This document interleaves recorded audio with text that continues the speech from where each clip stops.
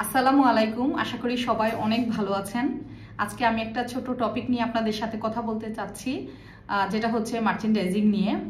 যারা মার্চেন্ডাইজিংয়ে পড়াশোনা করে এই সেক্টরে জব করতে এসেছেন, তারা শুরুতে যদি 5টি বেসিক রুলস ফলো করেন তাহলে আমি মনে করি তাদের কাজটা ধাপে ধাপে অনেক সহজ হয়ে যায়। তা আমি আমার আসলে কাজের অভিজ্ঞতা থেকে যেটা শিখেছি বা যেটা দেখেছি তার থেকেই কথা বলার চেষ্টা করব। আমার এই ছোট সাজেশন বলেন বা আইডিয়া বলেন, যদি কারো কোনো আমার ছোট ভাই বোনদের কোনো কাজে লাগে তাহলে নিজেকে খুব ধন্য মনে করব। তো নাম্বার 1 রুলস হচ্ছে বি পাংচুয়াল। তো আমরা জানি যে অফিস আওয়ার শুরু হয় বেশিরভাগ ক্ষেত্রেই 9টা থেকে 6টা। তো আমাদের যে অফিস টাইমিংটা আমরা চেষ্টা করব প্রতিদিন অন টাইমে অফিসে যেতে। আমার অফিস যদি 9টা হয় আমি 8:50-এর ভিতরে চলে যাওয়ার চেষ্টা করব। আমি যখন অ্যাজ এ মার্চেন্ডাইজার হিসাবে প্রতিদিন অফিসে অন টাইমে যাব, আমার কাজটা সঠিক টাইমে শেষ করব, তাহলে আমার যারা লাইন ম্যানেজার আছেন বা আমার কাজটা যারা দেখাশোনা করেন তারা আমার কাজে খুশি হবে এবং এটা আমার পরবর্তী ধাপে যেতে অনেক সহজ হবে। 2 নম্বর রুলস হচ্ছে make the to do list. যে প্রতিদিন আমরা যে কাজ করি, কারণ আমরা জানি মার্চেন্ডাইজিং খুবই স্ট্রেসফুল একটা কাজ, এখানে অনেক ধরনের কাজে ইনভলভ থাকতে হয়।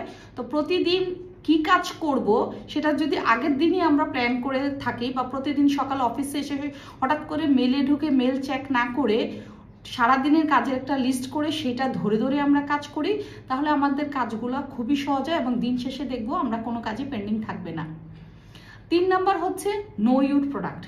কারণ আমরা মার্চেন্ডাইজিংয়ে এক একজন এক একটা প্রোডাক্ট নিয়ে কাজ করি, কেউ হয়তো বা সোয়েটার নিয়ে কাজ করে, কেউ ডেনিম, কেউ আউটারওয়্যার।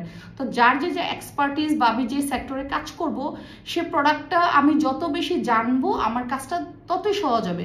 কারণ আমরা যখন স্টুডেন্ট ছিলাম আমরা আসলে যা জেনেছি, যখন আমরা কাজের ফিল্ডে আসবো তখন আসলে এটা সম্পূর্ণ ডিফারেন্ট।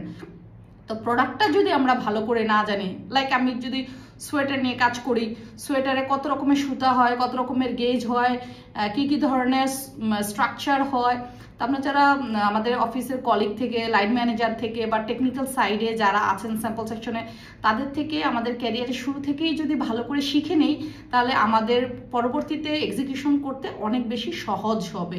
তাই শুরু থেকে আমাদের নিজের প্রোডাক্ট সম্বন্ধে যথেষ্ট ভালো নলেজ হতে হবে, তাহলে আমি বায়ারকে খুব দ্রুতই কনভিন্স করতে পারবো আমার প্রোডাক্ট সম্বন্ধে। 4 নম্বর হচ্ছে মিট ডেডলাইন। কারণ প্রত্যেকটা কাজই মার্চেন্ডাইজিংয়ে নির্দিষ্ট টাইমলাইন ধরে হয়। আমার একটা শিপমেন্টের ডেলিভারি ডেট ফিক্স থাকবে, আমার একটা স্যাম্পল পাঠানোর একটা নির্দিষ্ট টাইমলাইন থাকবে। আমি যত ভালো কাজ করি না কেন, আমি যদি অন টাইমে কাজটা কমপ্লিট করতে না পারি, আমার শিপমেন্ট যদি অন টাইমে না যায়, তাহলে এটা আমার পারফরমেন্সের উপর ডেফিনেটলি ইম্প্যাক্ট করবে আর কোম্পানির পারফরমেন্সের উপর ইম্প্যাক্ট করবে। তাই সময় মতো কাজ করাটা খুবই জরুরি। আর 5 নাম্বার হচ্ছে ইমপ্রুভ ইউর লিডারশিপ স্কিল। কারণ আজকে যে ম্যানেজমেন্ট ট্রেনি, একদিনই সে ইনশাল্লাহ একটা অফিসের হেড হবে, ডিরেক্টর হবে, কান্ট্রি ম্যানেজার হবে। এই যে যাত্রাটা, এই যাত্রাটা আসলে এত সহজ না, আস্তে আস্তে করে যেতে হবে। তা ক্যারিয়ারের শুরুতেই যদি আমাদের নিজেদের ভিতরে লিডারশিপ ক্যাপাবিলিটিটা আমরা গ্রো করতে পারি তাহলে আমাদের জন্য কাজটা অনেক সহজ হয়। তো ক্যারিয়ারে যারা এখন মাত্র শুরু করেছেন বা 1-2 বছর আছেন, তারা ভালো করে কাজ করবেন, তাদের সামনে একটা সুন্দর ভবিষ্যৎ। কারণ আমাদের বাংলাদেশ রেডিমেড গার্মেন্টস ইন্ডাস্ট্রির অনেক বড় একটা সেক্টর, বিশ্ব বাজারে আমরা বাংলাদেশ খুবই গুরুত্বপূর্ণ ভূমিকা পালন করছে।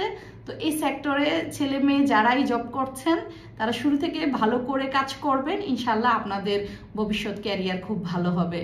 তো আমি আবার আপনাদের সামনে আসবো নতুন কোনো টপিক নিয়ে। সে পর্যন্ত সবাই ভালো থাকবেন। আল্লাহ হাফেজ।